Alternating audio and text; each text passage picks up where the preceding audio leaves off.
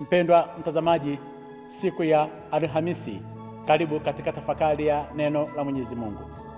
Tafakari yetu tunaipata kutoka katika Injili ya Marko sura ile ya 6 aya ya 7 hadi ya 13. Nitaisoma. Siku ile Yesu aliwaita wale thenashara, akaanza kuwatuma wawili wawili, akawapa amri juu ya pepo wachafu, akawakataza wasichukue kitu cha njiani isipokuwa fimbo tu, wala mkate, wala mkoba, wala pesa za kibindoni, lakini wajifungie viatu. Akasema, msivae kanzu mbili. Akawaambia, mahali popote mtakapoingia katika nyumba, kaeni humo hata mtakapotoka mahali pale. Na mahali popote wasipowakaribisha ninyi wala kuwasikia, mtokapo huko, yakung'uteni mavumbi yaliyo chini ya miguu yenu kuwa ushuhuda kwao. Wakatoka wakahubiri kwamba watu watubu. Wakatoa pepo wengi, wakapaka mafuta watu wengi waliokuwa wagonjwa, wakawapoza. Neno la Bwana. Sifa kwako, e Kristo. Mpendwa mtazamaji, Yesu Kristo, ili kazi aliyotumwa na Mwenyezi Mungu iweze kuenea duniani kote, ilibidi aweze kuandaa timu ya wale ambao aliwaita thenashara au mitume 12. Kulikuwa kuna makundi matatu ambayo yalikuwa yanamfuata Yesu. Kundi la kwanza lilikuwa ni lile ambalo walikuwa wanaitwa wanafunzi. Hawa walimwita Yesu Rabi, walikwenda kwake kwenda kujifunza, lakini hawakupaswa kuweza kuambatana pamoja na yeye. Na kundi la pili lilikuwa linaitwa wale walikuwa wanaitwa wafuasi. Hao walikuwa 72. Na kundi la tatu ambalo ndio lilikuwa muhimu sana, walikuwa wanaitwa thenashara, walikuwa wanaitwa mitume ambao alikuwa amewachagua kulingana na makabila 12 ya taifa lile la Israeli. Baada ya kuweza kuishi nao, wameweza kumuona maisha aliyokuwa anayaishi. Sasa anawatuma ili waende wakafanye kazi ambayo yeye akiwa hayupo wataenda kutekeleza. Anawatuma, anawaambia waende wawili wawili, waende wawili wawili. Kwa nini Yesu aliwatuma waende wawili wawili? Kwa sababu mara kwa mara katika mila na desturi za dini ya Kiyahudi walikuwa wanaamini kwamba ushahidi wa watu wawili una nguvu kuliko mtu mmoja. Na hii tujifunze sasa hivi, ambapo tunaona mtu anaibuka tu mwenyewe, siku anaibuka anajiita yeye ni mtume, anatembea peke yake huko mtaani, anahubiri neno la Mwenyezi Mungu. Yesu hakumtuma mtu peke yake, aliwatuma wawili wawili waende wakashuhudie. Yaani mmoja akiwa anazungumza lile neno, mwingine huyu anamwombea. Huwezi ukaenda kufanya kazi peke yako, na ukimaliza huyu mwingine pia anapokea nafasi hiyo. Masharti ya wale ambao walikuwa wametumwa wawili wawili, aliwaambia hivi: wawe na tahadhari kubwa sana katika vitu. Akasema kuna vitu hampasi kuweza kuvichukua katika safari hii, katika safari ya njiani. Ya kitu hivi ilikuwa ni ya kwanza, alisema msichukue kitu chochote kile, hasa katika swala zima la mambo ya mikoba, katika swala zima la mambo ya mkate, mambo ya kula, na mambo ya pesa za akiba. Chakula, mikoba na mambo ya pesa, Yesu alivikataa sana. Akasema msiogope kwa vitu hivyo. Akasema tembeeni na fimbo, ambayo fimbo hii itawasaidia katika safari kuweza kufika kule mbele, katika vilima au mtakapokuwa mnashuka katika mabonde. Tembeeni na fimbo, fimbo ambayo hata yule mtumishi wa Mwenyezi Mungu Musa alipewa fimbo na Mwenyezi Mungu. Fimbo ndio iliweza kumsaidia katika safari hiyo yote.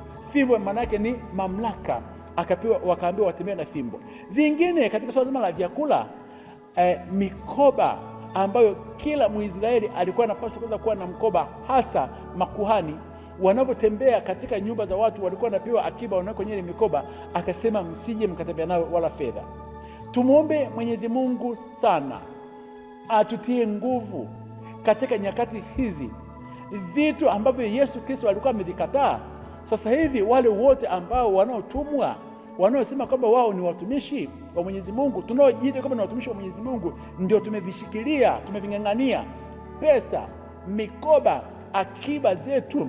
Tuna akiba nyingi zaidi, mpaka watu wanajiunga kwenye vikundi vya vikoba na vitu mbalimbali. Watumishi wa Mwenyezi Mungu wanafikiria maisha ya baadaye, kwamba baadaye itakuwaje. Kama wewe ni mtumishi wa Mwenyezi Mungu, maisha ya baadaye yako mikononi mwa Bwana wako aliyekuwa amekuita. Na sasa hivi asilimia kubwa ya wengi tunafanya kazi kwa ajili ya kulisha matumbo yetu, vitu ambavyo Yesu Kristo alikataa. Habari za mikate, akasema katika habari ya mavazi, msiwe na kanzu mbili. Akasema mtakapoenda popote pale, ishini kwa sababu ya ukarimu wale watu ambao mnaenda kuhubiri neno la Mwenyezi Mungu. Ukiingia katika ile nyumba, watakapowapokea kaeni humo. Hakuwaita hawa mitume waweze kuwa watu wa kurukaruka katika nyumba moja kwenda katika nyumba nyingine. Alisema kaeni, na mkikaa humo kuna sehemu nyingine akasema kuleni vile watakavyokuwa wamewekea mbele zenu. Leo Mungu atutie nguvu. Tuna kundi la watu ambao kila siku ni kutoka nyumba moja kwenda katika nyumba nyingine. Yesu alisema kaeni humo, ili muweze kuhubiri neno la Mwenyezi Mungu, kuweza kuwafanya hao watu waweze kumjua Mwenyezi Mungu. Ingawa alitoa tahadhari kwamba kama kuna nyumba yoyote ile watakataa kuweza kuwapokea, wakikataa kuweza kuwapokea, msife moyo.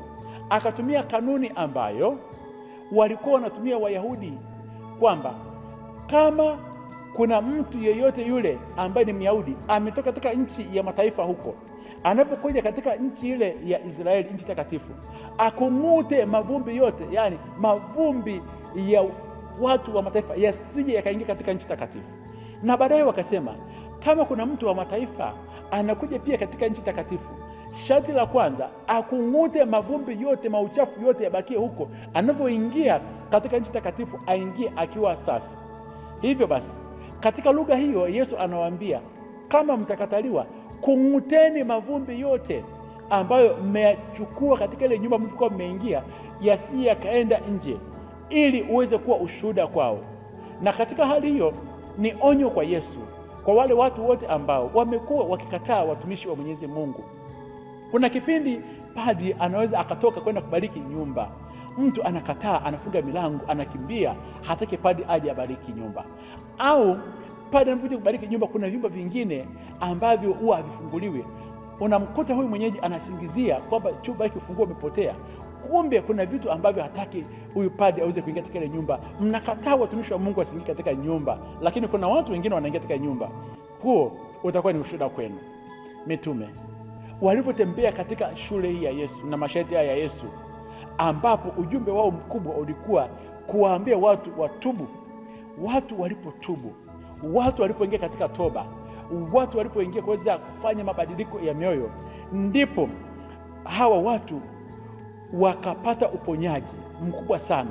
Kwa maana mitume walitoa pepo wengi, wakawapaka watu mafuta, na waliokuwa wagonjwa wakapona.